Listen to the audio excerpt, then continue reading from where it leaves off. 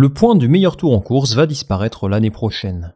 C'est ce qu'a annoncé la FIA lors de son dernier conseil mondial, une réunion de ses hauts dirigeants, qui se tient 4 fois par an à minima. À cette occasion, ils décident, entre autres, de l'évolution des règles des compétitions automobiles qu'elles supervisent. Plusieurs annonces ont été faites lors de cet événement, et c'est surtout ce qui se passe autour du meilleur tour en course qui a fait parler. Alors pour rappel, le point du meilleur tour en course est attribué au pilote qui réalise le tour le plus rapide lors d'un Grand Prix, à condition évidemment qu'il termine dans le top 10. C'est une règle assez vieille, puisque c'est quelque chose qui existait déjà dans les années 50, mais qui a fait son retour en 2019, 60 ans plus tard. À l'époque, Ross Brawn, le directeur de la compétition de la Formule 1, avait mis en avant l'intérêt stratégique de ce point.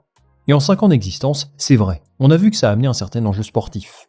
Je me souviens de la saison 2021 en particulier, où Verstappen et Hamilton s'échangeaient la première place au classement pilote de Grand Prix en Grand Prix. À plusieurs reprises, ils chaussaient les pneus tendres en fin de course si l'écart le leur permettait, ou alors ils demandaient à leur lieutenant de le faire. Je trouve que le point de meilleur tour en course offre également une certaine valeur supplémentaire à cet exercice. Certains pilotes s'amusaient à décrocher le meilleur tour juste pour le prestige. Par exemple, en 2018, Bottas a décroché un trophée pour avoir obtenu le plus de fois cette distinction. Après, honnêtement, pas grand monde ne se souvient de cette récompense. Et au final, je trouve que cette règle n'a pas atteint son objectif initial. De base, la FIA et Liberty Media souhaitent offrir aux pilotes un enjeu comptable supplémentaire, qu'ils se battent jusqu'au bout pour décrocher ce petit point, et que celui-ci permette de décider l'issue du championnat. Alors effectivement, il y a parfois un intérêt. Au Grand Prix de Bahreïn, en début de saison, Max Verstappen a inscrit 26 points. C'est lui qui a fait le meilleur tour en course et personne n'est allé le chercher.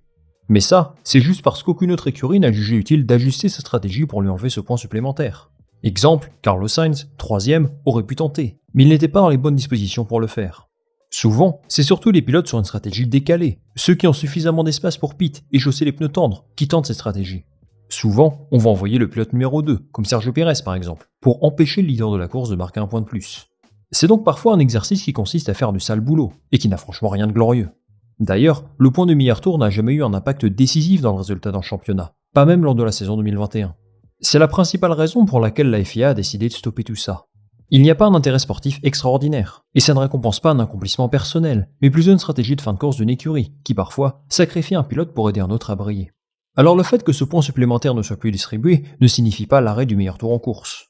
On a tendance à l'oublier, mais il y a également un aspect commercial qui compte là-dedans, pour l'un des principaux partenaires de la F1, à savoir DHL. Depuis 2007, ils sponsorisent cette statistique, et ils offrent un trophée au pilote qui en compte le plus à l'issue de la saison. C'est très symbolique, et je trouve presque ça mieux que ce point supplémentaire prenne fin. Là, on verra bel et bien qui est le plus rapide sur un tour, dans de vraies conditions de course, avec des stratégies qui font sens. La fin de cette règle me semble donc être une bonne chose, mais je m'interroge sur le timing de cette décision. Elle intervient 3 semaines après ce qu'on pourrait qualifier de mini-scandale en Formule 1, à savoir le meilleur tour en course de Daniel Ricciardo. À Singapour, l'Amérique connaissait une dernière course de F1 un peu amère, en dehors du top 10. Il n'avait plus rien à jouer, et son écurie l'a fait rentrer au stand pour chausser des pneus neufs, officiellement pour lui offrir le point de meilleur tour, en guise d'adieu à la Formule 1. Bon, il y a de très grosses suspicions de bullshit là-dedans. En vérité, Ricciardo a sans doute été envoyé là pour enlever un point à Lando Norris, le rival de Max Verstappen au championnat. Vu que Norris n'est plus qu'à une grosse cinquantaine de points de Verstappen, chaque point compte. Et si RB a moyen d'aider Red Bull, ils le feront certainement. Alors techniquement, légalement, il n'y a pas de scandale en soi. Laurent Mekies et ses collègues n'ont reçu aucun ordre de la part de Red Bull. Ils ont pris cette décision eux-mêmes, sans consultation préalable avec Christian Horner ou qui que ce soit. Maintenant, c'est évident qu'ils partagent des intérêts commerciaux et sportifs. À partir du moment où ils ont le même propriétaire, que les 4 pilotes ont des contrats Red Bull, que tous les employés sont payés par Red Bull, eh bien il y a certaines situations où ils iront dans la même direction. Red Bull exploite ici une faille du règlement, mais il y a un aspect moral dans cette histoire qui passe moyen. Après, même McLaren ne s'est pas offusqué de ça. Honnêtement, je pense que Zak Brown aurait fait la même chose s'il avait été dans leur situation. Mais en fait, on a eu la confirmation ce week-end-là que ce point de meilleur tour peut fausser un championnat. Imaginez que le titre se joue à un seul point en faveur de Verstappen. Eh bien c'est sûr que beaucoup reparleront de cet épisode. Alors honnêtement, je ne suis pas très fan de ce raisonnement, parce que je considère que ça met un petit peu au second plan tout le reste de la saison. Si Norris ne remporte pas le titre, il y aura eu tout un tas d'autres événements que lui, et surtout son écurie, auraient pu mieux gérer, comme en Hongrie ou à Monza. Quoi qu'il en soit, ce genre de situation est effectivement un problème, et c'est une bonne chose que ça s'arrête. Les pilotes sont d'ailleurs pour la plupart du même avis. Esteban Ocon par exemple n'a jamais vraiment compris à quoi ça servait, et il est heureux de l'évolution du règlement. Carlos Sainz lui estime que ce point est souvent attribué à un pilote qui bénéficie d'un arrêt gratuit à la fin de la course, plutôt qu'à celui qui mérite véritablement d'être récompensé pour sa vitesse. Fernando Alonso et George Russell sont également de cet avis. Alonso jugeant d'ailleurs que c'est quelque chose qui n'est quasiment jamais entré dans sa réflexion stratégique. Par contre, j'ai vu que Lando Norris était plutôt triste que cette règle soit abolie. C'est surprenant, puisque c'est quand même lui qui a été le plus lésé de ce qu'il s'est passé à Singapour. Enfin bon, je me demande également pourquoi la FIA ne peut pas supprimer ça dès maintenant. Peut-être pour respecter la dynamique actuelle du championnat, pour ne pas fausser les résultats sans doute. Mais quoi qu'il en soit, les pilotes semblent presque tous heureux de cette décision, alors je me range derrière eux. Désormais, quelle sera la suite? Vous avez été beaucoup à me demander si l'on pourrait attribuer un point pour la pole position. Effectivement, c'est quelque chose qui se fait dans d'autres sports mécaniques. Par exemple en Formule I, on accorde 3 points pour la pole position. À titre personnel, je suis assez mitigé sur la question. D'un côté, je suis pour, parce que ça récompenserait un exercice d'excellence en Formule 1, et ça ferait bien sûr plus de sens que le meilleur tour en course. Il y a des pilotes qui sont extrêmement à l'aise dans cet exercice, malgré une monoplace qui n'a pas forcément le rythme pour la victoire parfois. Le pilote qui me vient en tête, c'est Charles Leclerc évidemment. Mais d'un autre côté, je trouve que ça accentue l'écart entre les meilleures écuries et les plus petites. Et ça ne va pas dans le sens du travail qu'effectuent la FIA et Liberty Media depuis quelques années.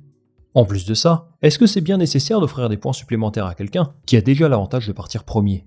J'irai même plus loin. Est-ce que c'est normal d'offrir des points en dehors d'un contexte de course? Ça n'a jamais été fait dans l'histoire de la Formule 1, donc on touche à l'essence même de ce qu'est ce sport. En somme, je suis partagé sur la question. Ça peut ajouter une récompense pour le meilleur pilote le samedi, et pour l'écurie qui a trouvé la meilleure configuration pour le faire briller. Mais je ne suis pas non plus pour attribuer des points comme ça à tout va. Il faut que ça reste quelque chose de valeur, parfois inaccessible pour les plus petites écuries. Voilà pour la disparition du meilleur tour en course les amis. Et avant de terminer cette vidéo, j'aimerais également évoquer un nouveau point intéressant abordé lors de ce conseil. À partir de l'an prochain, chaque pilote devra laisser sa voiture à 2 reprises à un jeune pilote. Alors c'est une règle qui est déjà en vigueur cette saison, mais seulement une fois par voiture. En 2025, cela signifie que 4 séances d'essais libres devront être disputées par un jeune pilote, donc c'est tout de même conséquent. A noter que comme cette année, ils ne pourront pas avoir disputé plus de 2 Grands Prix de F1 dans leur carrière pour être éligibles. Donc quelqu'un comme Franco Colapinto par exemple n'a pas le profil. Cette évolution du règlement est plutôt une bonne chose à mon avis. Les jeunes pilotes, en F2 en particulier, n'ont que très peu d'opportunités de montrer ce qu'ils valent sur une voiture de F1. Et pourtant, il y en a beaucoup qui ont le talent pour passer à l'échelon supérieur. On l'a constaté avec Colapinto ou Berman cette année. Une séance d'essai libre, ce n'est pas une course, mais c'est mieux que rien. Ça va permettre aux écuries de juger leur comportement, leur adaptabilité et leur éthique de travail. Je trouve que le cas de Berman est particulièrement intéressant, parce que c'est en partie ce qui a convaincu Haas de le signer. Au-delà de ses qualités sportives évidentes et de son budget conséquent, eh bien cette règle lui a permis de s'intégrer dans l'environnement d'une écurie de F1, et ça a plutôt bien fonctionné pour lui. La F1 continue d'offrir de plus en plus d'opportunités aux jeunes pilotes, et c'est formidable pour eux qu'ils puissent accumuler de l'expérience. Il y a quelques semaines, ils réfléchissaient également à l'idée d'organiser une course de rookie à Abu Dhabi, en fin de saison. L'idée initiale, c'était de proposer une course spéciale après le dernier Grand Prix de la saison, où des jeunes pilotes auraient eu l'occasion de courir dans des monoplaces actuelles de F1. L'objectif pour eux est de prouver ce qu'ils valent dans ces voitures, dans des conditions de course réelles. Et bien sûr, ça leur permettrait de s'illustrer et de prouver qu'ils ont la place dans la discipline. C'est également un joli produit commercial pour la F1, et c'est certain qu'il y aura une audience au rendez-vous. Cependant, ça n'aura pas lieu cette année. Le principal problème évoqué est lié au timing, parce que la fin de saison est déjà vraiment chargée, avec les tests post-saison notamment. C'est compliqué d'assurer un tel événement en termes de sécurité, de logistique, d'infrastructure, etc. La décision a donc été prise de repousser le projet à 2025, et c'est tout à fait possible que ça voie le jour. Je conclurai là-dessus, en vous posant la question à vous. Est-ce que vous aimeriez une course exclusivement entre jeunes pilotes? J'attends votre avis en commentaire, et je lirai ça attentivement. Merci les amis d'avoir suivi cette vidéo jusqu'au bout, j'espère qu'elle vous a plu. Pensez également à me dire en commentaire ce que vous pensez de la suppression du point pour le meilleur tour en course, si vous êtes en faveur de ça, ou si vous le regrettez déjà. N'oubliez pas le like et l'abonnement comme d'habitude, et nous on va se retrouver très vite pour une nouvelle vidéo. Salut, à la prochaine.